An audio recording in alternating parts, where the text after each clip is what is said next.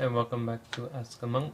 This is going to be my last Ask a Monk installment before leaving for Asia for 2 months. So this wraps it up.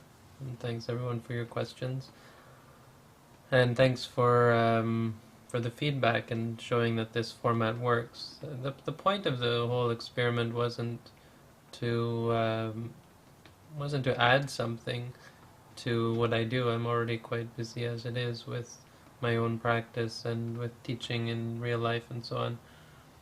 But the idea was that it would make my life easier, not having to answer the same questions over and over again, but to give hopefully reasonably satisfactory answers to the majority of the questions, and at least give people enough of a broad scope to answer some questions that they might have, that they wouldn't have to ask themselves. So, and I think in that sense it was a great success. It made things a lot simpler for me, and it seems to have reached quite a few people. We got a lot of different topics out there, and hopefully we can keep going. Another thing I'd like to do is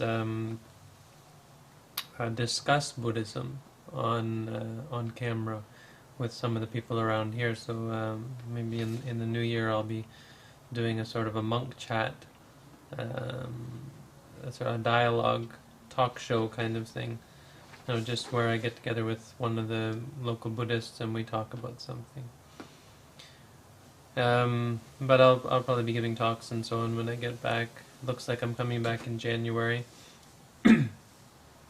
And we're going to try to set something up. The forest thing might not be on the near horizon. We might have to set up something here in the city, or in this small city of Moore Park, and go from there. Once I can build up more support, then start moving towards the forest. So, okay, so this is the last one, and the final question comes from Nidish9644, who asks, "O Venerable, we all know that the Buddha said certain things are imponderables. What is the significance for this? I find everything else very rational about Buddhism, but this just seems to be escapism." Okay, first of all, I'm going to go on a limb and say that most people don't know that the Buddha said certain things are imponderables. That's actually, I would say, a fairly esoteric teaching. It's found in one place in the Buddhist teaching, and it certainly doesn't play a prominent role. What plays a much more prominent role is those things which the Buddha knew, or had explanations for, but didn't give explanations for. The Buddha said, just like the leaves on the tree are many, and the leaves in one's hand, that one can fit in one's hand, are few, so are the teachings that I give to you. What I know is like the forest. What the teachings I give to you is like a handful of leaves. And the reason for that being, it's certainly not escapism.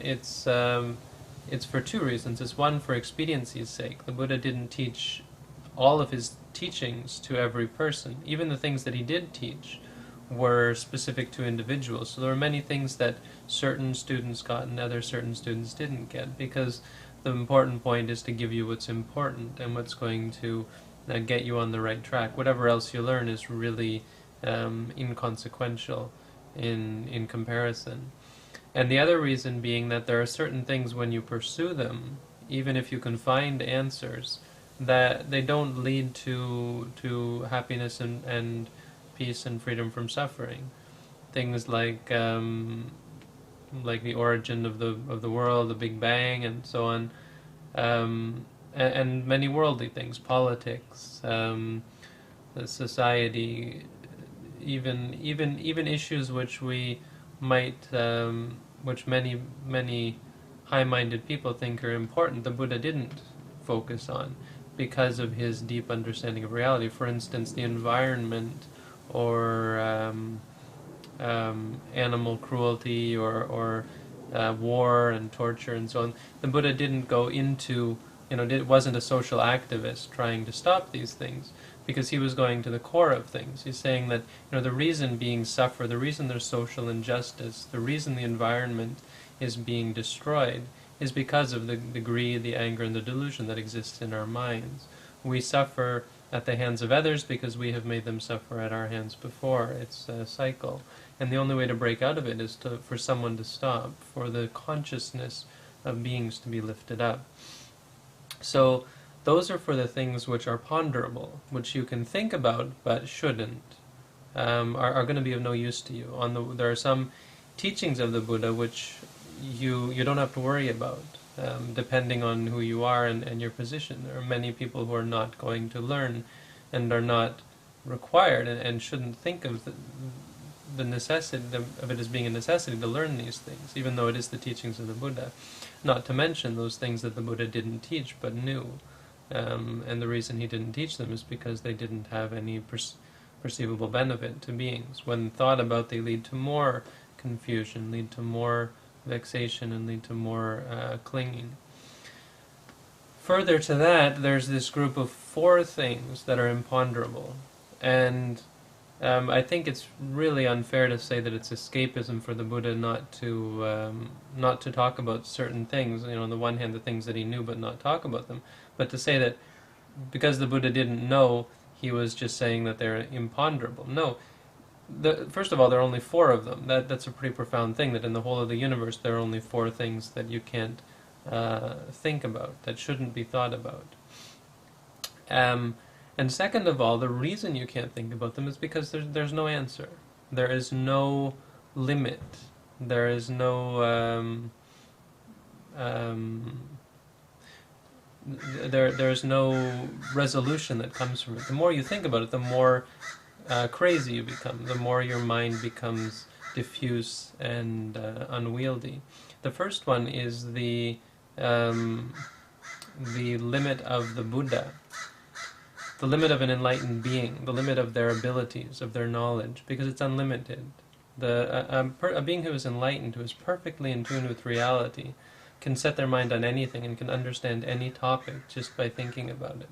It's impossible to understand the limit of, in essence, the limit of how far you can take your mind, how far you can go with the power of purity, of clarity of mind. And the second one is related to that, the limit of the powers of meditation. So even for people who are not enlightened, the limit that one can go to in one's meditation practice, so as far as gaining magical powers, as far as recollecting past lives, seeing heaven, seeing hell, levitating, and so on. The limit, there is no limit, and to think and to ponder and even to push the limits in meditation, to be developing oneself further and further.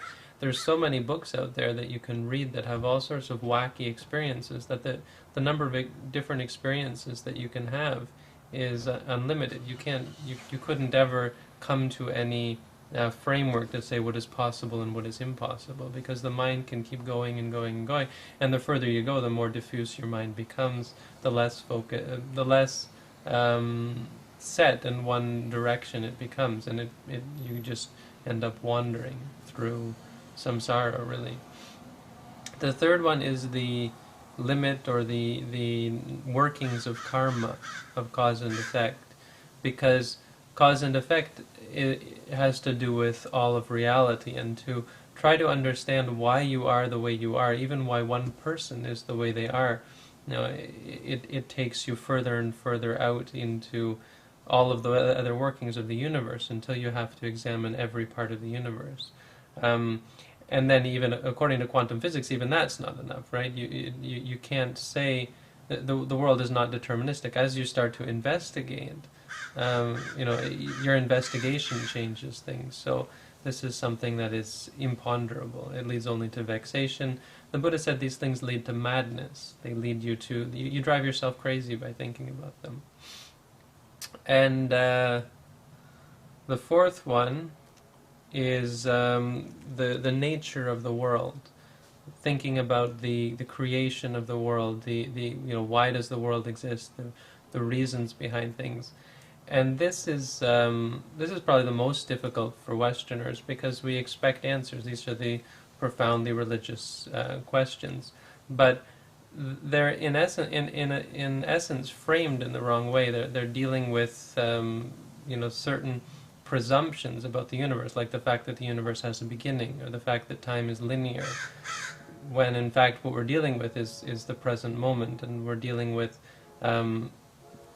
a system based on delusion, on ignorance. And so by thinking about the way the world is, as I said, even your thinking about it changes it. It changes your existence. It's this pondering, this examining, this questioning, which actually sets up a new type of universe. And that's why physicists live in a physical 3-dimensional or 4-dimensional or 11th dimensional space, because they create this through their experiments and through their questioning. Buddhism is a practical religion, so it deals with those things that lead to clear and realizable benefits, those things which are obviously of benefit to us.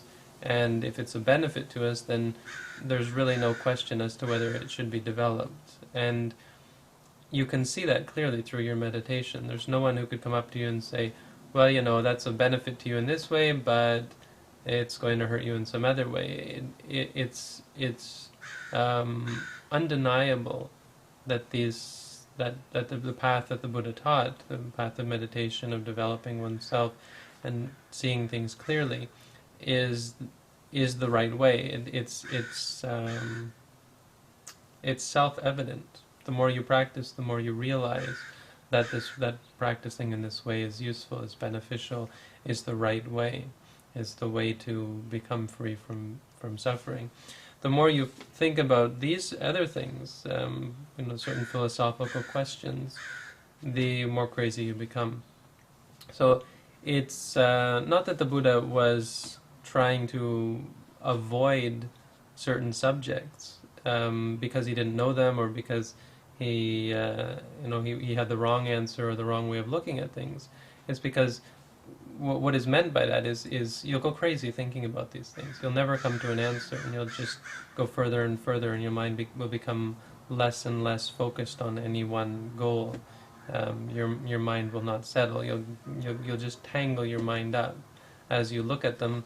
In many cases, it's going to change your experience just by examining, just by investigating. So they shouldn't be thought about. Thinking about them is of no benefit.